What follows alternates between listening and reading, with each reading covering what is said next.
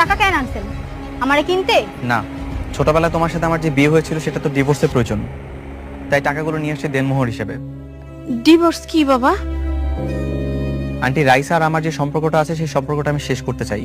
আমি কোনোভাবে আপনাদেরকে ঠকাবো না, আর তাই এখানে অনেকগুলো টাকা আছে যে টাকাগুলো আপনাদেরকে দিতে যাচ্ছি, যে টাকা দিয়ে আপনি চাইলে আপনার মেয়েকে আরেকটা ভালো কোথাও বিয়ে দিতে পারবেন। তুমি কি সম্পর্ক রাখবা না? না মা, রাখার দরকার নেই।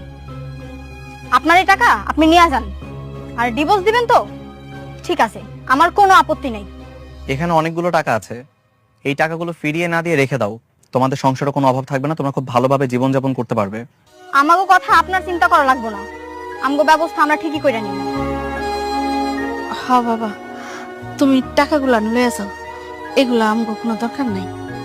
আমরা কারো দয়া নিয়ে বাঁচতে চাই না, আর এই টাকাগুলো আপনার বাবারে গিয়া দেন, তার তো অনেক অহংকার, এগুলো আপনি তাই নিয়েই দিয়েন।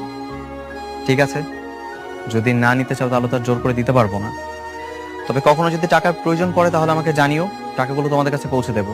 এমন দিন আমগো জীবনে না হোক, আর আপনি চলে যান এখান থেকে।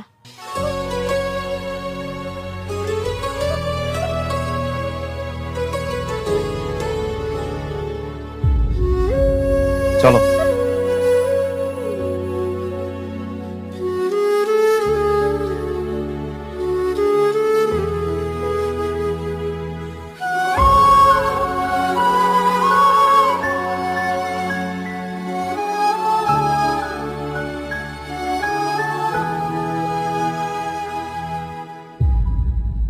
তোমরা একসাথে বসো না, বসে কথা বলি।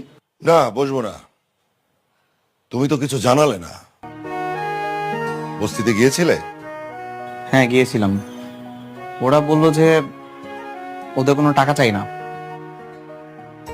টাকা নিতে রাজি হয়নি।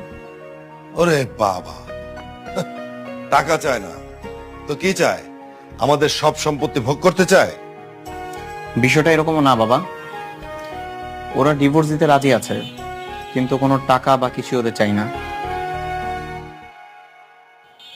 দেখেছ ওই বস্তির ছোট লোকদের আচরণ? দেখেছ? নুন আনতে পান্তা ফুরোয়, টাকা চায় না। হয়েছে, নিতে চাচ্ছে না, দিও না।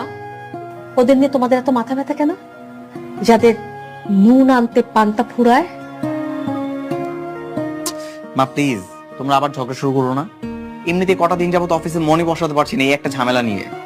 ওই মেয়ের চিন্তা মাথা থেকে ঝেড়ে ফেলে দাও, মন দিয়ে অফিস করো। আর এই একটু দেখো তো